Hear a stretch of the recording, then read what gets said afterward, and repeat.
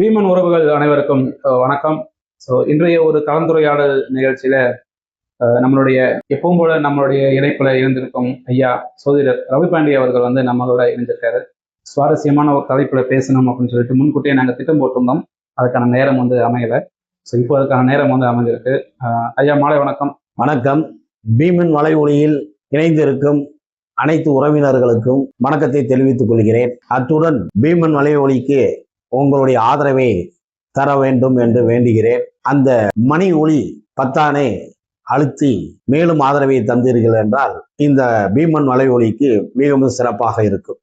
ரொம்ப நன்றிங்க உங்களுடைய ஆதரவான வார்த்தைகளுக்கு. கண்டிப்பா நம்மளுடைய காணொலி பார்க்குற உறவுகள் சப்ஸ்கிரைப் பண்ணி அதை பெல் பட்டன் ஐக்கான் அழுத்தி ஹைப் பட்டன் அழுத்தி நமக்கு ஆதரவு தருவாங்கன்னு நான் நினைக்கிறேன். ஐயா, இன்னைக்கு நம்ம எதை பத்தி பேச போறோம் அப்படின்னா, ட்ரெண்டிங் டாபிக்ல இல்லைனாலும் பல வருஷமா இந்தியாவுக்கும் ஸ்ரீலங்காவுக்கும் இருக்கக்கூடிய அந்த ஒரு பிரச்சனையை பத்தி உங்களுடைய கருத்து கேட்கலான்னு தான் நான் கேட்டிருக்கேன். இந்தியா அப்படிங்கிற ஒரு நாடு இந்த கச்சத்தீவு பிரச்சனைகள் மற்றும் இந்தியாவுக்கும் ஸ்ரீலங்காவுக்கும் நடக்கக்கூடிய பல பிரச்சனைகளுக்கு தீர்வு காண முடியுமா? ஏன் இதனால் வரைக்கும் காணல, இதுக்கப்புறமா தீர்வு காண முடியுமா? உங்களுடைய கருத்து என்னங்க? இந்தியா என்கிற மிகப்பெரிய நாடு, அதுலதான் நம்ம வாழ்ந்துகிட்டு இருக்கோம். இந்த இந்தியாவினுடைய அரசு நினைத்தால் இலங்கையினுடைய பிரச்சனையை எளிதாக தீர்க்க முடியும்.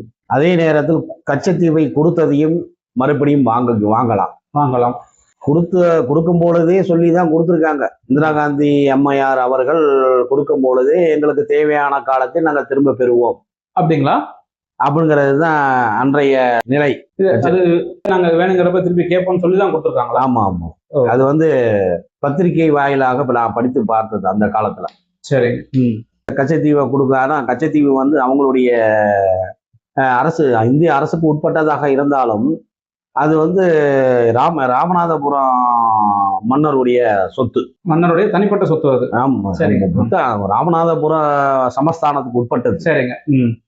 அதை அந்த ராமநாதபுரம் சமஸ்தானத்தை சார்ந்தவர்களையும் யாரையும் கேட்கல. இந்திரா காந்தி அம்மையார் அவர்கள் தனித்த ஒரு முடிவுல அதை கொடுத்துருக்காங்க. ஆனா அது சரியான விஷயமும் இல்லை. அது அப்படி கொடுக்க கூடாது. காரணம் என்ன அப்படின்னு கேட்டோம்னா, அந்த கச்சத்தீவு என்பது நம்ம கையில இருக்கிற வரைக்கும் கடல் எல்லை அதிகமாகும். இந்தியாவுக்கான கடல் எல்லை அதிகமாகும். ஆமா, இந்தியாவுக்கான கடல் எல்லை அதிகரிக்கும். ரெண்டாவது நம்மளுடைய கடல் வழி வர்த்தகத்துக்கு மிகவும் கை கொடுக்கக்கூடிய பகுதி. அந்த கடல் வழி வர்த்தகத்தை பயன்படுத்தி முன்னேறக்கூடாதுங்கிறதுக்காக தான் ராமர் பாலம் சொல்லி இன்னைக்கு வரைக்கும் தடை விதித்துக்கிட்டே இருக்காங்க. ஒரு இந்தியாவை ஒட்டி இருக்கக்கூடிய இலங்கைக்கு இந்தியாவுக்கு இடையில் இருக்கக்கூடிய இந்த பகுதி ஒரு கடல் வழி பயணமாக மாற்றப்பட்டு விட்டால் இந்தியாவிற்கு அதிக வருமானமும் இந்தியாவிற்கு வர்த்தக அடிப்படையில மிக எளிமையாகவும் ஏற்படக்கூடிய ஒரு இடம் தான் இந்தியாவுக்கும் இலங்கைக்கு இடையில் இருக்கக்கூடிய கடல் போக்குவரத்து. இந்த சேது சமுத்திரம் ப்ராஜெக்ட் சொல்லி சேது சமுத்திரம் ப்ராஜெக்ட், அந்த சேது சமுத்திரம் இன்னைக்கு என்ன, அதாவது இலங்கை ஒரு காலத்தில் இந்தியாவை சார்ந்து இருந்த ஒரு நிலப்பகுதி. இந்தியாவை சார்ந்து இருந்த ஒரு நிலப்பகுதி கடல் போல் ஏற்பட்டதின் விளைவால் இடையில் நீர்நிலை உருவாச்சு. குமரிக்கண்டம் இடையில இருந்ததுன்னு சொல்றாங்க. ஆமா, அந்த குமரிக்கண்டம் அழிவின் போது கூட அந்த இலங்கையும் இந்தியாவும் பிரிவுபட்டிருக்கலாம் நிலப்பகுதி அப்படிங்கிறத நிறைய வாய்ப்புகள், அதிகபட்ச வாய்ப்புகள். ஆக இலங்கையில் இருக்கக்கூடிய பூர்வ குடிகள் தமிழர்கள். இலங்கையில் இருக்கக்கூடிய பூர்வ குடிகள் தமிழர்கள். தமிழ்நாட்டில் இருக்கக்கூடிய பூர்வ குடிகள் தமிழர்கள். இன்னமும் சொல்ல போனால் ஆந்திரா, கர்நாடகா, கேரளம், இந்த பகுதி தென்னிந்தியான்னு என்று சொல்லுவோம். இந்த தென்னிந்தியாவில் உள்ள அனைத்து பூர்வ குடிகளும் தமிழர்களே, அதுல மாற்றம் இல்லை. மொழி அப்படிங்கிற நிலை ஏற்படும் பொழுது அந்த மொழி அடிப்படையில இன்னைக்கு ஆந்திரா தனியாக, அப்படி ஆகி போச்சு. மொழி வாரியான மாநிலமாக மாற்றப்பட்டது. அப்ப நான் சரியா புரிஞ்சுட்டேன்னா, இப்ப ஸ்ரீலங்கா இந்தியான்னு சொல்லும் போது ரெண்டு ஒரே நிலப்பரப்பா இருந்து அந்த கடல் சீற்றத்தின் காரணத்தினால் இது ரெண்டுக்கு நல்ல தண்ணி நிரம்பி அந்த பக்கம் ஸ்ரீலங்கா, இந்த பக்கம் இந்தியாவுக்கு நல்ல ஒரு நீர்வழிப்பாதை உருவாயிருது. அந்த மாதிரி அங்க வாழ்ந்து கொண்டிருந்த தமிழர்கள் இந்த ஒரு காரணத்தினால அப்படி பிரிஞ்சு அங்கிட்டு போயிடுறாங்க பூர்வக்குடிகள். அதே மாதிரி தமிழ்நாடு, கேரளா, கர்நாடகா, ஆந்திரா இப்ப இருக்கக்கூடிய இந்த பகுதிகளில் வாழ்ந்து கொண்டிருந்த தமிழர்கள் அவர்கள் மொழிவாரி மாநிலம் பிரிக்கப்படும் போது ஒரு பகுதியை ஆந்திரானும், இன்னொரு பகுதியை கர்நாடகானும், இன்னொரு பகுதியை கேரளானும், இன்னொரு பகுதியை மதராசப்பட்டினம் சொல்லி இப்படி பிரிக்கும் போது தமிழர்களுடைய நிலப்பரப்பு பிரிக்கப்பட்டது. அதுல வாழ்ந்த தமிழர்கள் அங்கங்கே வாழ்ந்தார்கள். நான் சரியா புரிஞ்சுட்டேனா இந்த ஆமா. விஷயத்துல? அவ்வளவு. சிறப்புங்க. சோ இந்த ஒரு நிகழ்வு இருக்கும் பொழுது இப்போ கர்நாடகாவில் இருக்கக்கூடிய தமிழர்கள் அப்படின்னு ஒரு பேச்சு ரொம்ப அண்மையில பாரிசாலன் வந்து பேசியிருந்தாரு. கர்நாடகாவில் இருக்கக்கூடிய தமிழர்கள் கிடையாதுடா, கர்நாடகாவே தமிழர்களோட இடம் தான்ங்கிற விஷயத்த கொஞ்சம் மேல அதுல இருந்து எனக்கு ஒரு புரிதல் வந்தது. சரிங்க, இப்ப நம்ம பேசின இந்த ஒரு கேள்விக்கு உகந்த மாதிரி இந்தியா இந்த விஷயத்துல தலையிட்டு இந்த கச்சத்தீவை மீட்க முடியுமா? நிச்சயமாக மீட்க முடியும். எப்படிங்கய்யா? கச்சத்தீவு வந்து தமிழ்நாட்டினுடைய சொத்து. அதை வந்து எளிதாக அந்த காலத்துல இலங்கையினுடைய பிரதமரை வச்சு ஜனாதிபதி பிரதமர் இவங்களை வச்சு பேசி முடிவு பண்ணிட்டாங்க. சரிங்க. அது வந்து ஆனா அது வந்து கொடுக்கக்கூடாத ஒரு முக்கியமான விஷயமும் கூட. கொடுக்கக்கூடாத விஷயம் தனிப்பட்ட முறையில கொடுத்துட்டாங்க. இப்ப அதை திரும்ப பெறும்போது சட்ட சிக்கல் ஏதாச்சும் இருக்கா? இருக்கும். சட்ட சிக்கல் இருக்கு. அது காரணம் இந்தியா வந்து என்ன மாதிரி நடைமுறைகள் எடுத்தா இதை மீட்கலாம்? இது வந்து உலக அரங்கில் தான் கொண்டு போய் சேர்க்கும். சரிங்க, யுனைடெட் நேஷன்ஸ் ஆர்கனைசேஷன் போய் பேசணும். ஆமா பேசிதான் அதை வந்து அதுக்கு ஒரு முறை இருக்குல்ல. கொடுத்ததும் கொடுத்தாச்சு, திருப்பி பெறப்போது அதுக்கு உண்டான முறைப்படி வந்து கொண்டு போய் அதை வந்து நம்ம உலக அரங்குல வந்து எங்கெங்க அந்த இதை கொண்டு போகணுமோ கொண்டு போய் திருப்பி எடுத்துக்கலாம்.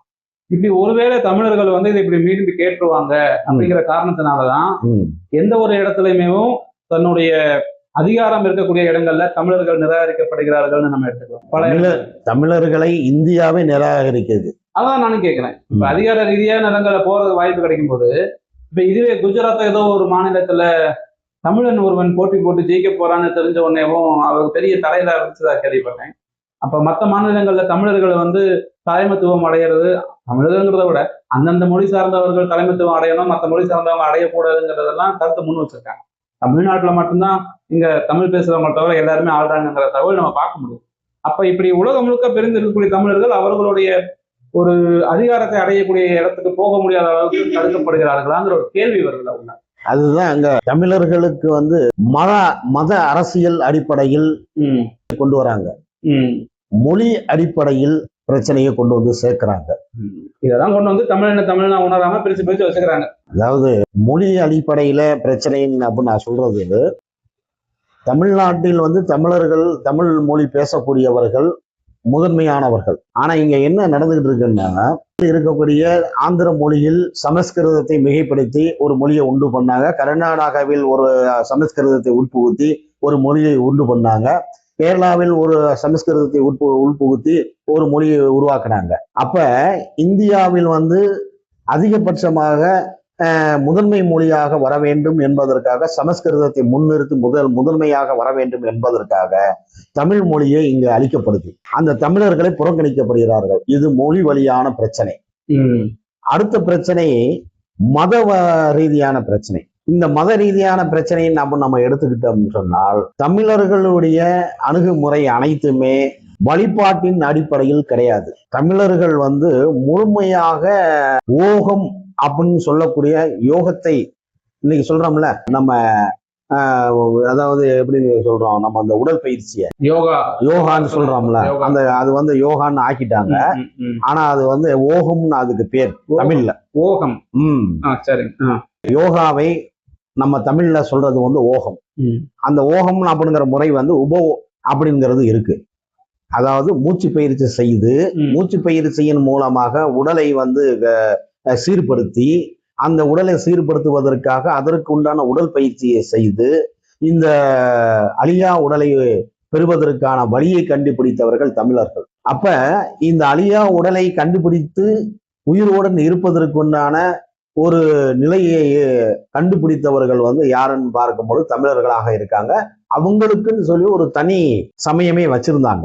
அந்த சமயத்தினுடைய பெயர் தான் ஆசிவகம். அந்த ஆசிவக சமயத்தின் சார்ந்தே வந்து இந்த ஓகம் அப்படின்னு சொல்லக்கூடிய யோகாவை பயன்படுத்தி வந்தார்கள். அந்த யோகாவை பயன்படுத்தக்கூடியவர்கள் அனைவருமே எப்படின்னு பார்த்தோம் சொன்னால், முழுமை அடைந்தவர்கள் நிர்வாண நிலையில் இருப்பாங்க. அந்த ஓகத்தை வந்து சரியா கடைபிடித்தவர்கள் நிர்வாண நிலையில் இருப்பாங்க. அதுவும் வந்து பெண்கள் போன்று பின்னாடி ஜட போட்டிருப்பாங்க தலையில. அப்படிப்பட்டவர்கள் ஆசிவக சமய சித்தர்கள் சொல்லுவாங்க. அந்த ஆசிவக சமய சித்தர் தான் இந்த ரிஷப தேவன் அப்படின்னு சொல்றவரை இன்னைக்கு இந்து மதத்துல சிவனுக்கு முன்னாடி ஒரு காளை மாடை உட்கார வைத்த மாதிரி இருக்கும். அவர் தான் ரிஷபதேவர். அந்த ரிஷபதேவர் தான் வந்து இந்த ஆசீவக சமயத்தின் 2வது சித்தர். ஆக தமிழர்களுடைய சமயம் கிட்டத்தட்ட வந்து 4000 வருடம் 5000 வருடத்துக்கு முன்பட்ட ஒரு சமயம். அந்த சமயத்தை வந்து என்ன செய்யறாங்கன்னா குறுக்கி ஒரு நிலைப்பாட்டை உருவாக்குறாங்க. எப்படி வருடங்களை குறுக்கி ஒரு நிலைப்பாட்டை உண்டு பண்றாங்க. சமஸ்கிருதத்துக்கு பின்னாடி தமிழர்கள் உடைய வழிபாடு அப்படிங்கிற மாதிரி எல்லாம் சுட்டி காமிக்கிற மாதிரி செயல்பாடு இருக்கும்.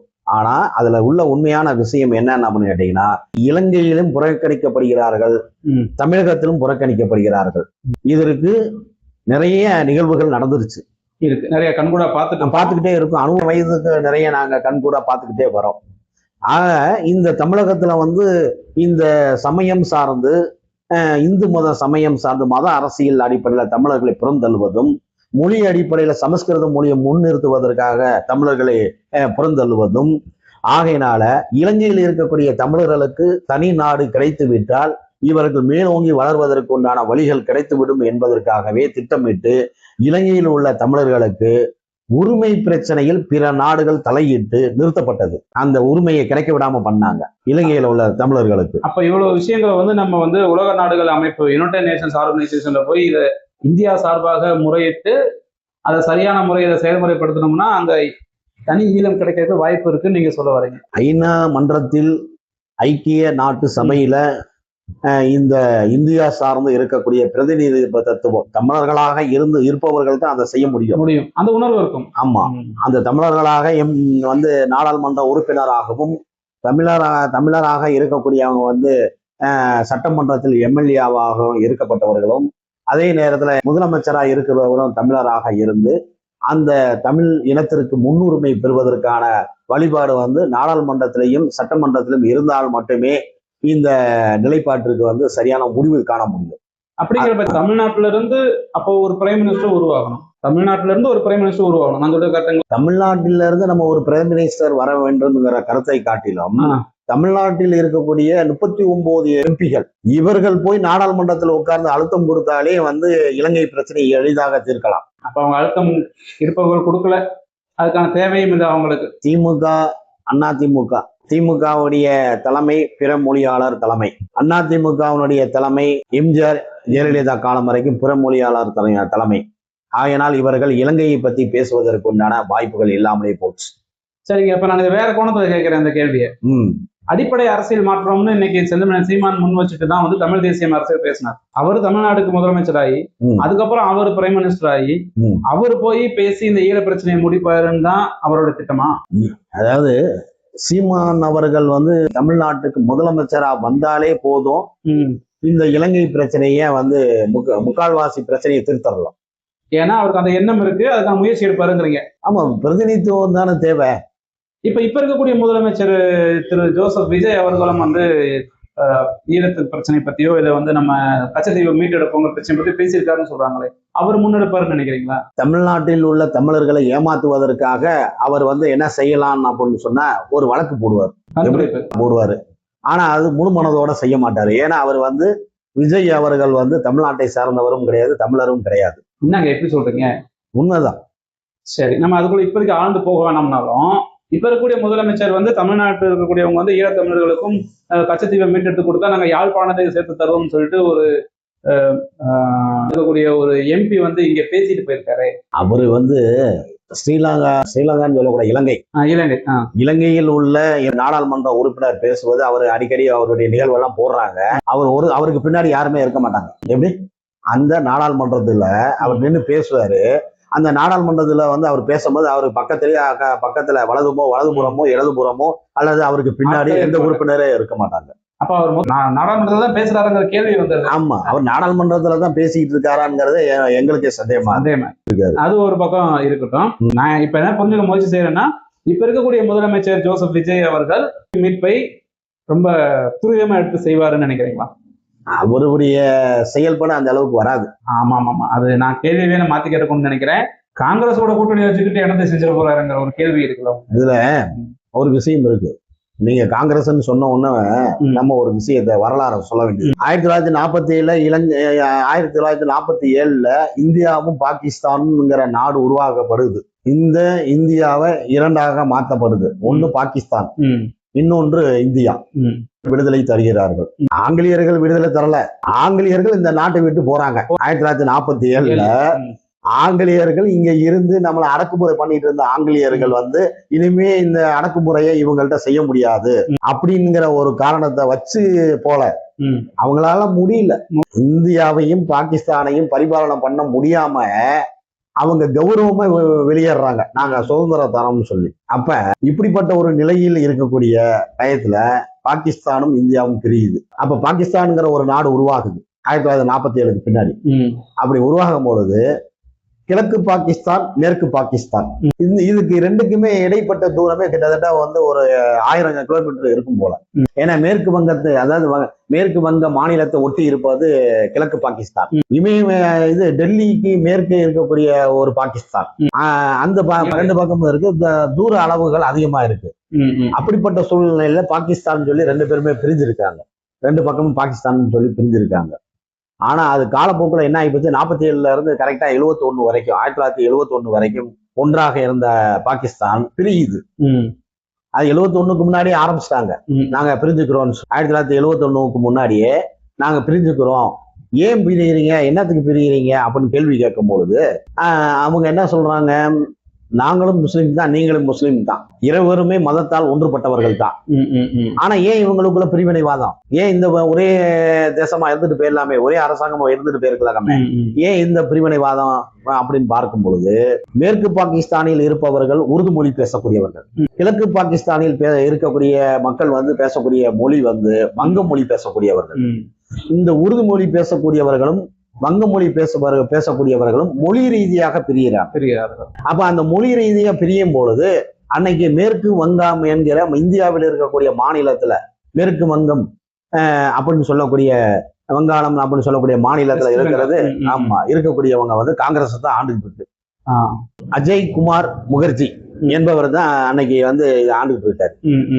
அப்படி ஆண்டுட்டு இருக்கிற காலத்திலேயே மேற்கு கிழக்கு பாகிஸ்தான்ல மொழி ரீதியாக நாடு பிரிக்கணும் அப்படிங்கிற பிரச்சனை வரும்போது அன்னைக்கு ஆதரவு தராங்க அந்த மக்கள்.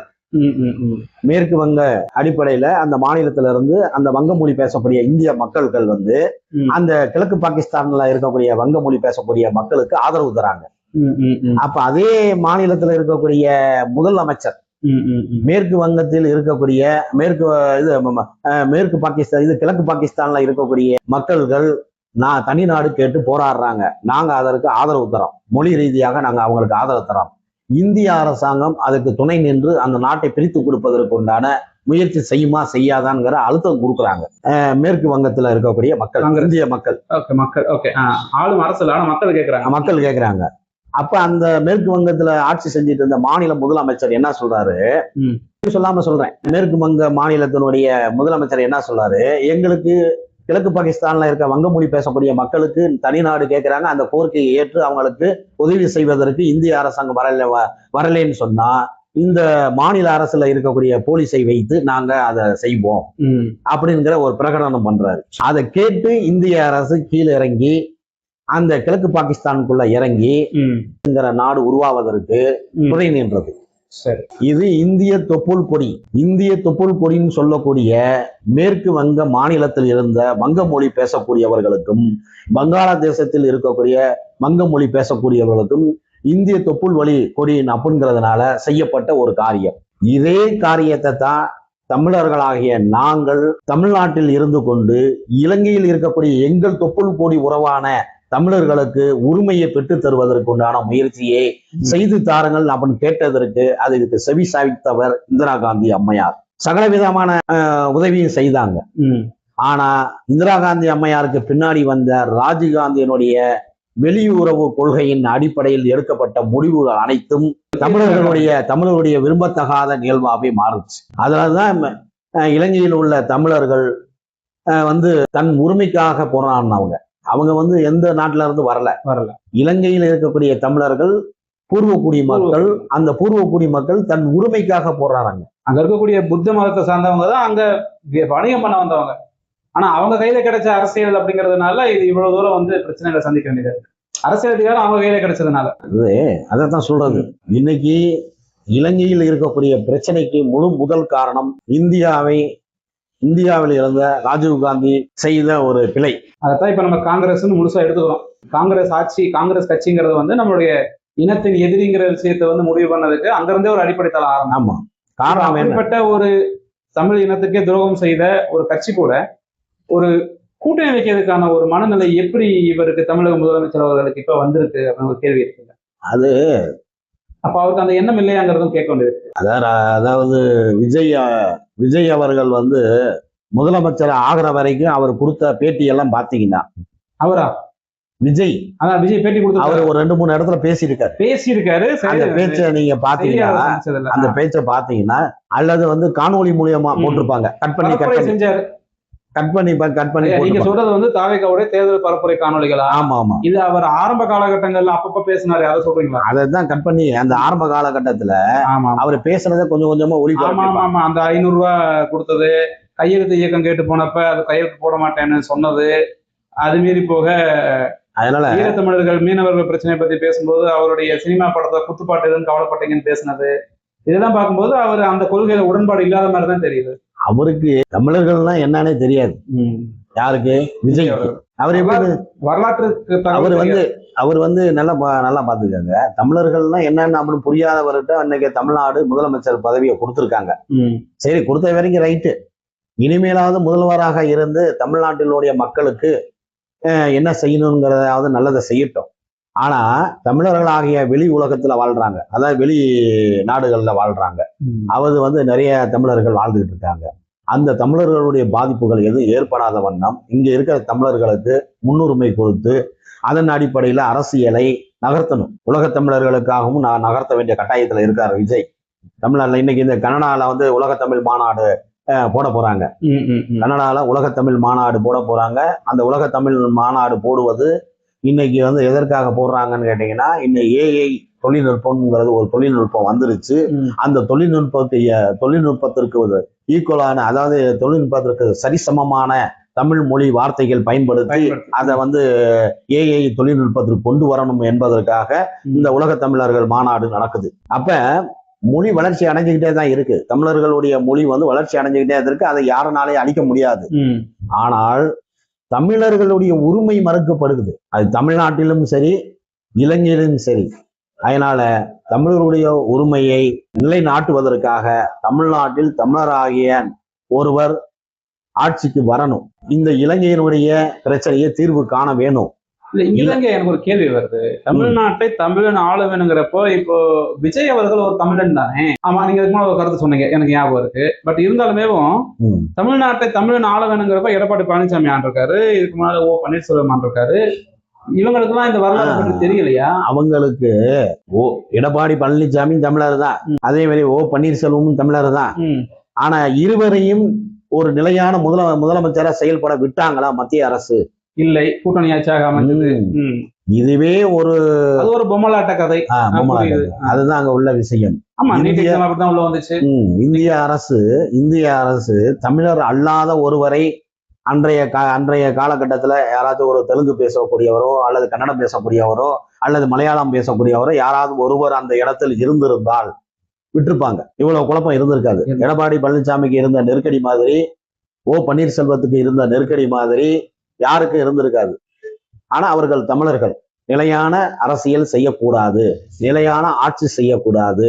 இவர்கள் எந்தெந்த விதத்துல குழப்பணுமோ அந்தந்த விதத்துல குழப்பி தமிழ்நாட்டு மக்கள் மத்தியில் இவர்கள் மேல் இருக்கக்கூடிய நன்மதிப்பை கெடுத்தார்கள். பாரதிய ஜனதா கட்சி, காங்கிரஸ், பஜ்ரங்கல், விஸ்வா இந்து பரிஷத், RSS எல்லாமே சேர்ந்து ஓ பன்னீர்செல்வம், எடப்பாடி பழனிசாமி இவர்களுடைய நன்மதிப்பை கெடுத்தார்கள் மறைமுகமாக.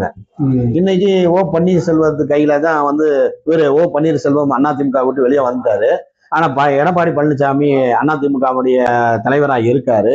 அவர்னாலேயே இன்னைக்கு அந்த கட்சியை காப்பாற்ற முடியல.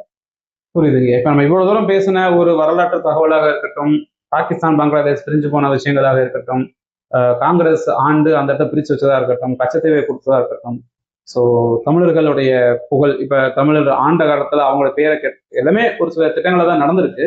அப்ப கச்சத்தீவை மீட்க வேண்டும் அப்படிங்கிறதுக்கான ஒரே தீர்வு தமிழ்நாட்டை தமிழன் ஆள வேண்டும்.